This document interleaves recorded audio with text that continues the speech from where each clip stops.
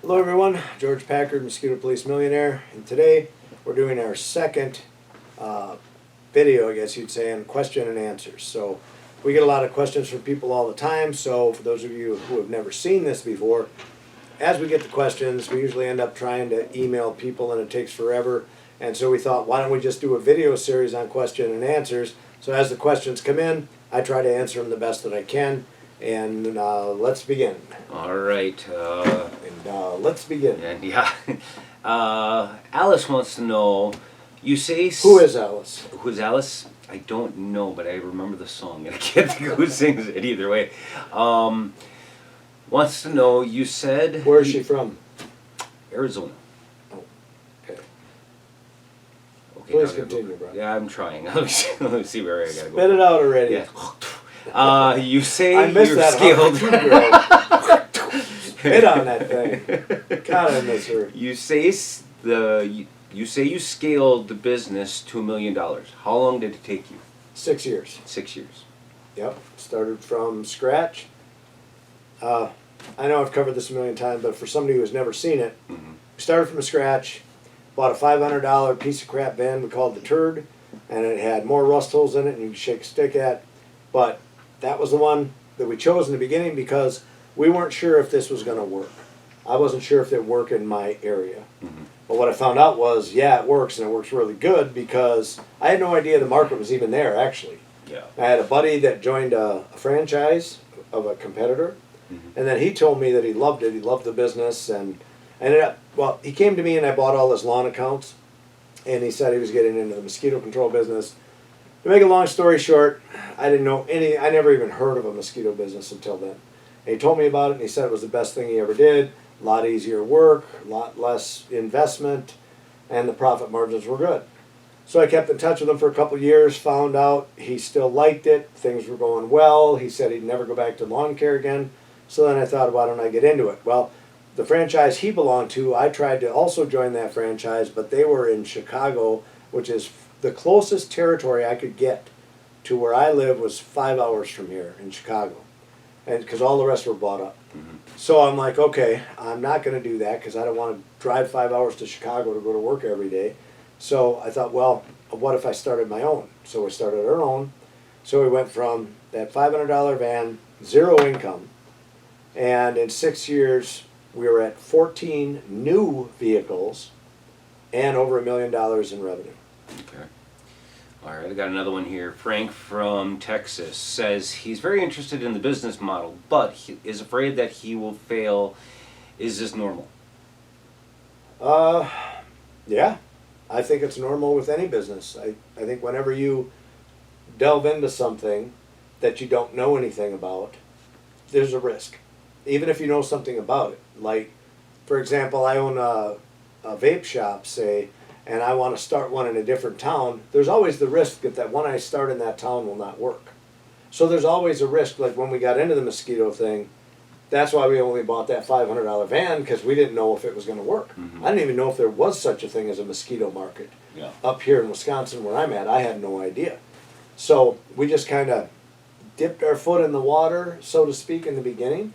But you're always nervous. You're always, because you can only make so much money, and whatever you make, you like cherish, right? It's like stashed away, 20 bucks here, 20 bucks there, whatever, to get a little pile of money.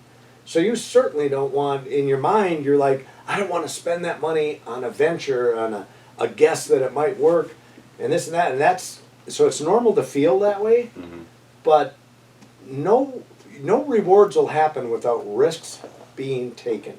Yeah. You have got to take that risk. If I opened up a coffee shop tomorrow, I'm taking a risk that will work. And believe it or not, we were looking for coffee shops, you know, to kind of offset like our vape shops and stuff. And so there's always going to be a risk. We opened up a CBD store, and that ended up flopping when COVID hit. What happened there was we thought, let's be the first ones to the market. We started the CBD store in our town, and we put, I don't know, 15, 20 grand into it. Opened it up, started getting customers. It was a hot market, right? We thought we're getting in at the ground level. We're really going to make some money. COVID hit. We were considered non-essential. So then we had to close our doors. And if you didn't do it, you got fined. So as soon as we closed our doors, all of our customers went to the internet and started buying off the internet. Once that happened, and once COVID ban was lifted, and we opened our store back up, very few people came back because they were already getting their products from the internet.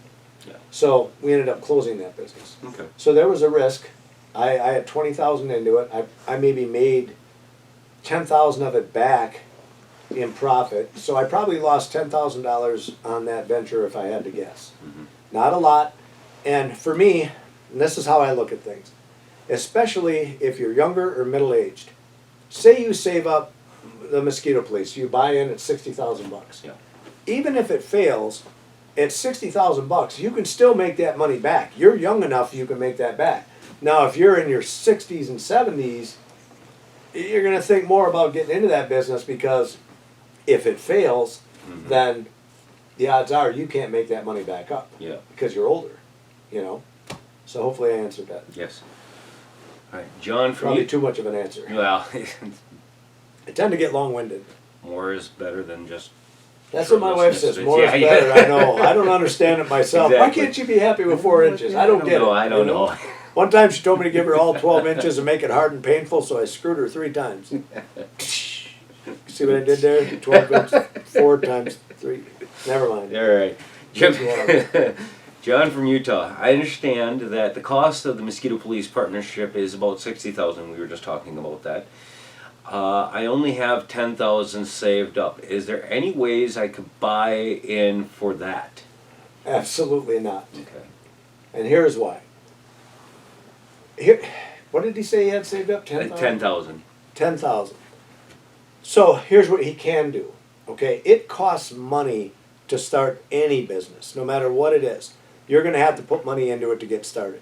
Not just, maybe you have to lease the space so you have money for that, or build, which is even worse because it costs you a lot more. You buy the land, build the building, that's big price. But say you lease to start out, Mm-hmm. you still have that expense. You still have to market. You have to get the word out to people about your business. So that's why, like, the buy-in at Mosquito Police is set up. It's a $60,000 buy-in.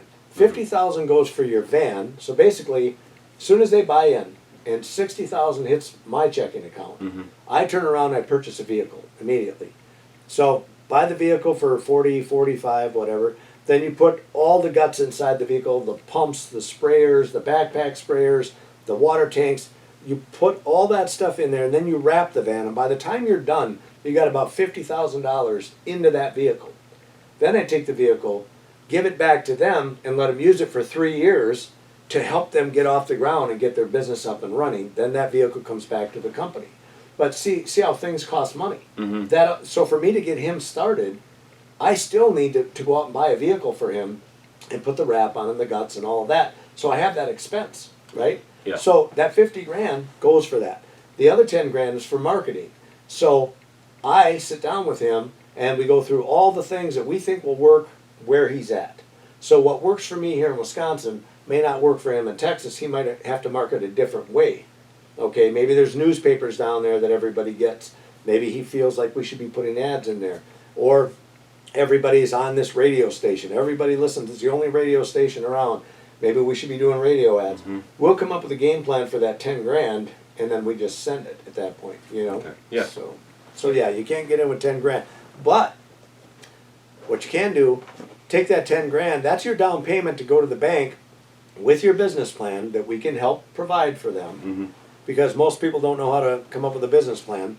Because we've done it, we know, we've helped others. We come up with your business plan, you take it to the bank, you already have your deposit, and then you borrow the 60 grand. Now you bought into the business, and now we go to work. So that's what you can do with that 10 grand. All right. All right, Bobby. I heard you say that. Where's Bobby from? Bobby is from actually Wisconsin. Sorry about that one. Heard okay. You say that the Mosquito Police is nearly is a nearly recession-proof business. Please explain. Okay.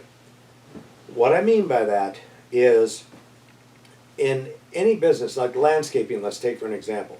When I was a landscaper, in 2008, the recession hit. Mm-hmm. When that hit, you could not find a landscape job. There was nothing. The phone was dead. Yeah. No calls were coming in, nobody, because why?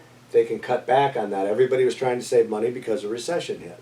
So the only things we got paid for was mowing grass. Oh, jeez. And the reason for that is because people couldn't do it themselves, like the elderly. Yeah. Even the people that were middle-aged were mowing their own grass all of a sudden because everybody was panicking and they were all trying to save every nickel they had. And so the only business we had, we lost half our lawn accounts during that time because people were trying to do it themselves. Yeah. And then the other part of that is that, sure, we lost that money during that time. The only reason we did it is because a little old lady couldn't do her own lawn. That's Yeah. the only accounts we had left.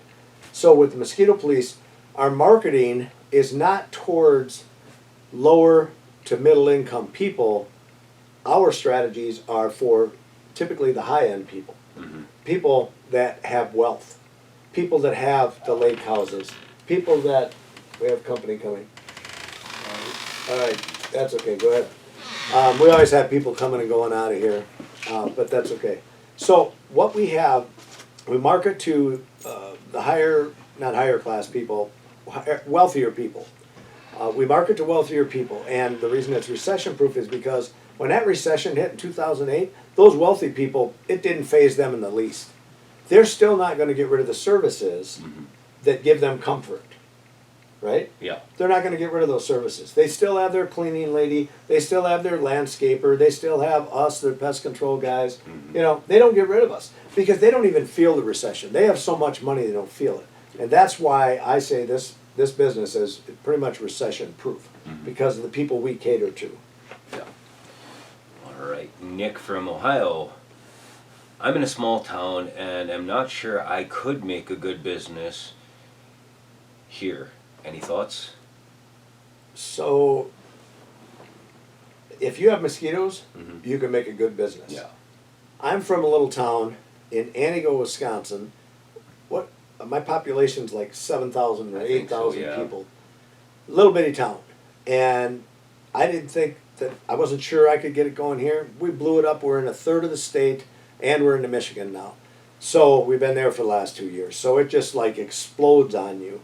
So if you have mosquitoes down there, and especially if you don't have competition down there or very little, you will just kill. You will absolutely kill. There is not a doubt in my mind. If you guys enjoyed these videos and you'd like to see more, I get hundreds of questions come in all the time. Let me know if you want to see more of these videos. I'll be happy to make them for you.